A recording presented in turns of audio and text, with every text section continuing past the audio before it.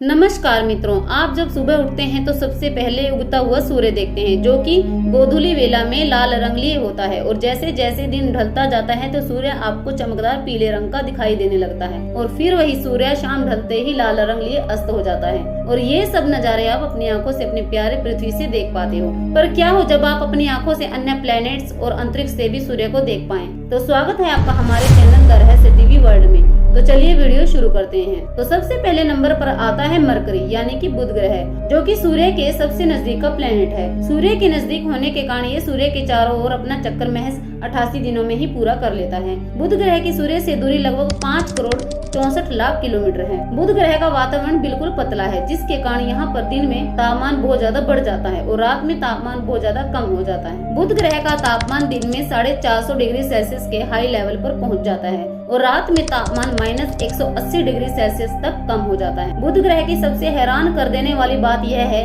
कि सूर्य के सबसे निकट होने के बावजूद भी बुध हमारे सौरमंडल का सबसे गर्म ग्रह नहीं है। बुध ग्रह सूर्य के सबसे नजदीक का प्लेनेट है, इसलिए बुध ग्रह पर सूर्य ज्यादा बड़ा और अधिक चमकीला दिखाई देता है, जैसा कि आप अभी अपनी मोबाइल स्क्रीन पर देख रहे हो। मित्रों, अब बात करते हैं हमारे सौरमंडल के दूसरे नंबर पर आने वाले प्लेनेट यानी कि वीनस अर्थात शुक्र ग्रह की, जो सूर्य से लगभग 10 करोड़ 80 लाख किलोमीटर दूर है और हमारे पृथ्वी के काफी नजदीक है। रात के समय यह सबसे चमकीला दिखाई देता है, जो कि आप अपनी आंखों से बिना किसी टेलीस्कोप के देख सकते हो, बशर्ते कि आसमान साफ हो। शुक्र का आकार और घनत्व करीब करीब हमारी पृथ्वी के जैसा ही है, इसलिए शुक्र को पृथ्वी की जुड़वा बहन भी कहा गया है। लेकिन फिर भी शुक्र ग्रह जीवन के लिए अनुकूल नहीं है, क्योंकि इसका तापमान 464 डिग्री सेंटीग्रेड रहता है। शुक्र ग्रह हल्के पीले सल्फ्यूरिक एसिड के बादलों से ढका रहता है। शुक्र ग्रह पर इन्हीं सल्फ्यूरिक एसिड के बादलों से जहरीली बारिश होती रहती है। शुक्र ग्रह पर 97% कार्बन डाइऑक्साइड है, जिसके कारण यह सूर्य के प्रकाश की किरणों को अपने अंदर समाहित तो कर लेती है, परंतु वापस नहीं जाने देती और शुक्र ग्रह पर ग्रीन हाउस गैसेज बनाने का काम करती है। इस कारण शुक्र ग्रह पर लगातार तापमान बढ़ता जाता है और अभी भी लगातार बढ़ ही रहा है। इसीलिए शुक्र ग्रह को सौरमंडल का सबसे गर्म ग्रह माना जाता है। शुक्र ग्रह पर इन्हीं सल्फ्यूरिक एसिड के बादलों की वजह से ही शुक्र ग्रह पर सूर्य दिखाई नहीं देता है, बल्कि आपको एक हल्की सी रोशनी ही दिखाई देगी, जैसा कि आप इस वीडियो में देख सकते हो। इसके बाद आती है हमारी प्यारी पृथ्वी यानी कि हमारी धरती। धरती का निर्माण लगभग 4.5 अरब साल पहले हुआ था। सूर्य से धरती की दूरी लगभग 15 करोड़ किलोमीटर है। धरती ही एकमात्र ऐसा ग्रह है जहां पर जीवन जीने के लिए सभी साधन मौजूद हैं, जैसे कि पानी, हवा, भोजन और रहने के लिए अनुकूलित वातावरण। धरती पर ना तो बुध ग्रह की तरह ज्यादा गर्मी है और ना ही ठंड। ना ही धरती पर शुक्र ग्रह की तरह जहरीली बारिश होती है और ना ही धरती दूसरे ग्रहों की तरह सूर्य से ज्यादा दूर है। इसीलिए धरती एकदम परफेक्ट प्लेनेट है जीवन जीने के लिए, क्योंकि धरती का वायुमंडल सूर्य से आने वाली पराबैंगनी किरणों को धरती की सतह पर आने ही नहीं देता। धरती पर सूर्य एक जैसा दिखाई नहीं देता, यह अलग अलग टाइम पर आपको अलग अलग दिखाई देता है और ऐसा धरती के वायुमंडल के कारण ही होता है, क्योंकि धरती का वायुमंडल अलग अलग परतों से मिलकर बना है। इसकी चर्चा हम फिर कभी नेक्स्ट वीडियो में करेंगे। धरती से सूर्य आपको कुछ इस तरह का दिखाई देगा। इसके बाद आता है हमारी पृथ्वी का उपग्रह यानी कि हमारा चंद्रमा। मित्रों, चंद्रमा पर सूर्य हमारे पृथ्वी की तरह चमकदार दिखाई नहीं देता, क्योंकि चंद्रमा पर कोई वातावरण ही नहीं है, इसीलिए गोधूली रंग भी नहीं है। यदि आप चंद्रमा पर सूर्योदय देख रहे हो तो आप देखेंगे कि सूर्य के आसपास भी तारे उग रहे हैं और पूरे चंद्र दिवस के दौरान सूर्य के साथ साथ आकाश को पार करते हुए नजर आते हैं। चंद्रमा पर वातावरण न होने से चंद्रमा पर सूर्यास्त भी अचानक से होगा। चंद्रमा पर सूरज ढलने के बाद चंद्रमा पर आधी रात जैसा अंधेरा होता है, जैसे कि आप इस वीडियो में देख सकते हो। मित्रों, इसके बाद आता है हमारे सौरमंडल का चौथा ग्रह यानी कि मंगल। पृथ्वी से रात के समय देखने से यह एक लाल तारे जैसा चमकता हुआ दिखाई देता है, जिसे हम अपनी आंखों से बिना किसी टेलीस्कोप के आसानी से देख सकते हैं। मंगल ग्रह की सूर्य से दूरी लगभग 22 करोड़ 85 लाख किलोमीटर है। मंगल ग्रह के 2 उपग्रह हैं, फोबस और डीमोस।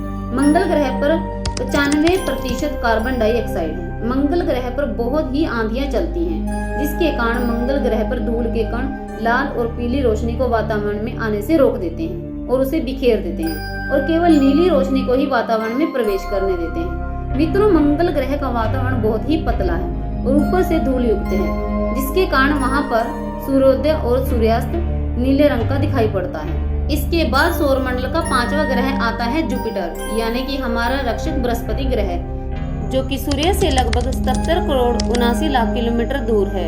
मित्रों, बृहस्पति का कोई धरातल नहीं है, बल्कि यह एक गैसीय प्लेनेट है। यह सिर्फ और सिर्फ गैसों और कई तरह के घने बादलों की परत से मिलकर बना हुआ है। बृहस्पति के ऊपरी वातावरण में लगभग 90% हाइड्रोजन और 10% हीलियम है। इसके अलावा इसके वातावरण में मीथेन, जलवाष्प, अमोनिया और सिलिकॉन जैसे तत्व भी शामिल हैं। वैज्ञानिक यह मानते हैं कि इसके भीतर कोई ठोस कोर हो सकता है। वे शायद कोई भारी तत्व हो सकते हैं, जैसे कि शायद चट्टान और बर्फ, क्योंकि अब तक जो मशीनी उपग्रह भेजे गए हैं वो बृहस्पति के अधिक अंदर जाने से पहले ही नष्ट हो गए हैं, क्योंकि ये यान बृहस्पति के अंदर बहुत अधिक तापमान और दबाव को नहीं झेल सके और नष्ट हो गए। इसीलिए बृहस्पति पर सतह न होने के कारण हम वहां से सूर्य को भी नहीं देख सकते हैं। मगर रुकिए, इसके उपग्रह यूरोपा से तो हम सूर्य को देख ही सकते हैं ना। बृहस्पति के उपग्रह यूरोपा से सूर्य की तस्वीर एक मिशन के दौरान ली गई थी और उस पर से सूर्य कुछ इस प्रकार दिखाई देता है, जैसा कि आप इस वीडियो में देख सकते हैं। मित्रों, इसके बाद आता है हमारे सौरमंडल का छठा ग्रह यानी कि शनि, जो कि अपने रिंग्स के कारण देखने में बहुत ही खूबसूरत नजर आता है। शनि ग्रह भी बृहस्पति की ही तरह एक गैसीय प्लेनेट है। शनि ग्रह की सूर्य से दूरी लगभग 1 अरब 42 करोड़ किलोमीटर है। शनि के बाहरी वातावरण में हाइड्रोजन और हीलियम मौजूद हैं। शनि के वातावरण में ammonia, acetylene, ethane, propane, phosphine और मीथेन की मात्रा पाई जाती है। रिसर्च के मुताबिक शनि का आंतरिक भाग बृहस्पति ग्रह की ही तरह है। शनि ग्रह के बादल बहुत ही घने हैं।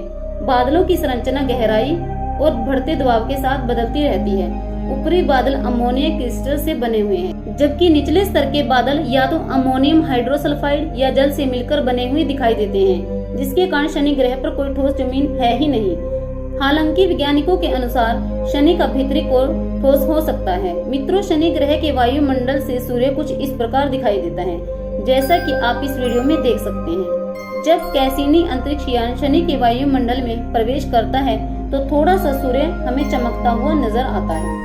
इसीलिए शनि ग्रह का आसमान थोड़ा ब्लूइश कलर का नजर आता है, लेकिन इसके उपग्रह टाइटन पर ठोस सतह है और वहां से सूरज बेहद ही खूबसूरत दिखाई देता है। टाइटन ही एकमात्र ऐसा उपग्रह है जहां पर पानी तरल रूप में मौजूद है और वहां पर जीवन की संभावनाएं हो सकती हैं। यहाँ का आसमान मीथेन और नाइट्रोजन के बादलों से घिरा हुआ है। पृथ्वी की तरह ही टाइटन पर भी वर्षा होती है, परंतु ये वर्षा मीथेन की होती है और यहाँ मीथेन के समुद्र और तालाब हैं। इसके बाद आता है हमारे सौरमंडल का 7वां ग्रह यूरेनस। इसे हम अरुण ग्रह के नाम से भी जानते हैं। यह भी बृहस्पति और शनि ग्रह की ही तरह एक गैसीय प्लेनेट है, लेकिन बृहस्पति और शनि के मुकाबले अरुण के वातावरण में बर्फ बहुत ज्यादा है। यह मुख्य रूप से अलग अलग तरह की बर्फ से मिलकर बना हुआ है, जैसे कि पानी, अमोनिया और मीथेन। यूरेनस पर ऐसी बर्फ होने के कारण ही एस्ट्रोनॉमर्स ने इन्हें बर्फीले गैस जॉइंट का नाम भी दिया है। यूरेनस ग्रह की सूर्य से दूरी लगभग 2 अरब 90 करोड़ किलोमीटर है। सौरमंडल में सबसे ज्यादा अरुण ग्रह का वायुमंडल ही सबसे ठंडा है। यहाँ का न्यूनतम तापमान -224 डिग्री सेल्सियस है, जो कि अरुण को सौरमंडल का सबसे ठंडा ग्रह बनाता है और यह अपने अक्ष पर 90.70 डिग्री झुका हुआ है। इसीलिए इसे लेटा हुआ ग्रह भी कहते हैं, क्योंकि यह किसी लुढ़कती हुई गेंद की तरह ही दिखाई देता है। आपको जानकर यह हैरानी होगी कि नेपच्यून की दूरी सूर्य से सबसे ज्यादा है। अत्यधिक ठंडा भी है, लेकिन यूरेनस ग्रह नेपच्यून से भी ज्यादा ठंडा है। जी हाँ, यह बिल्कुल सच है। वैज्ञानिकों को भी इस बात का पता नहीं चला है कि आखिर यह इतना ठंडा क्यों है। इसीलिए इसे सौरमंडल का सबसे ठंडा ग्रह भी माना जाता है। यूरेनस से सूर्य को देखने पर सूर्य कुछ इस प्रकार दिखाई देगा, जैसा कि आप इस वीडियो में देख सकते हैं। अब बात करते हैं हमारे सौरमंडल के 8वें ग्रह नेपच्यून की, जो कि सूर्य से लगभग 4 अरब 50 करोड़ किलोमीटर दूर है। इसे हम वरुण ग्रह भी कहते हैं।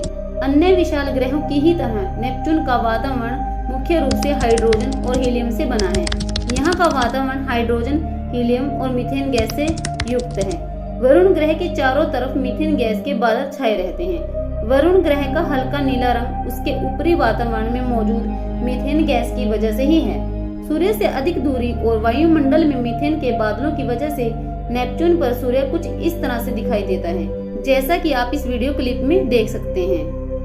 अब बात करते हैं प्लूटो की, जो कि सौरमंडल का सबसे दूर का वासी है।